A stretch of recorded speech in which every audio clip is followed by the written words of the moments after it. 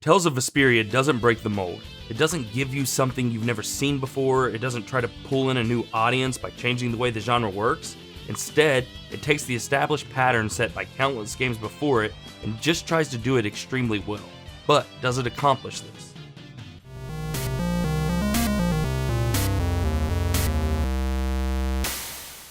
The first thing you should know about the Tales of series in general is that, like Final Fantasy, most games in the series are independent stories and are not connected to each other. Therefore, you do not need to play the previous titles to enjoy this one. In this game, you play as Yuri Lowell, a former knight who hangs around and does odd jobs in the lower quarter, which is basically the poverty area of the city he lives in. One day, someone steals the energy source that provides water for the people of the area, and Yuri makes it his job to track down the thief and restore the water. That's how the story begins, but in typical JRPG fashion, the story evolves into something much bigger. You quickly meet new people who join your adventure, and before you know it, the fate of the entire world is in the hands of your group. Now, the story won't win any awards, but it's more than serviceable. It's well paced and it keeps you bouncing along from location to location, meeting new and interesting people. The main character, Yuri, is honestly one of the best protagonists I've ever seen in a JRPG. He lives by his own moral code and isn't afraid to serve his own brand of justice to protect what he thinks is right, even if it means breaking laws set by the rest of society.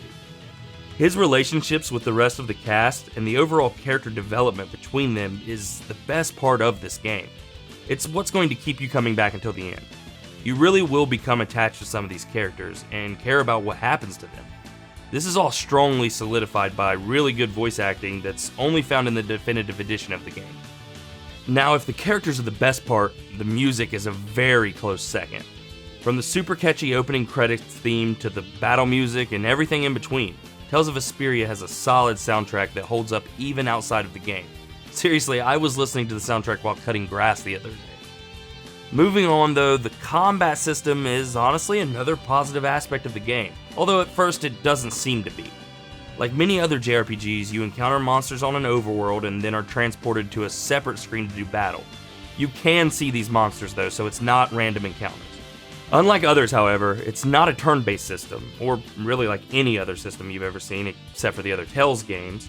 The combat takes place in a circle arena where you control one of your party members. You can move them around the area freely and attack with any moves or combos you have learned. In the early hours of the game, it can be a little simple and boring, but later on, as you have more moves and the enemies become stronger, the combat system picks up. It becomes more challenging and much more entertaining. It's by no means the best combat system I've tried, but it's enjoyable and makes the game really unique. The final part of the game I want to talk about is the art style. It's a very anime-ish style that doesn't really blow you away, but still manages to look really good at certain times throughout the game.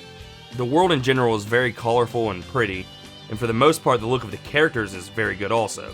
The one negative I will say is at times it does give in to some of the JRPG tropes like over-sexualizing some of the female characters' outfits that I really don't care for, but it wasn't too bad, and for the most part the art style is pretty good.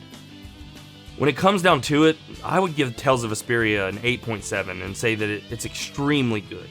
If you're a fan of Japanese role-playing games, you will absolutely enjoy this one. It's super well-rounded and does a fantastic job of pulling you in. I can't recommend it enough.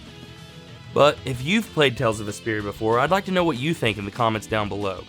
As always guys, if you liked the video, please, give it a like. If you didn't like it, give it a thumbs down. Any interaction helps me know what to do to make this channel better.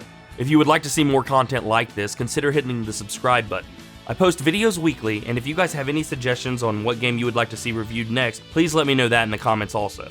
As always guys, this has been Zach with Amateur Game Review, and I'll see you in the next video.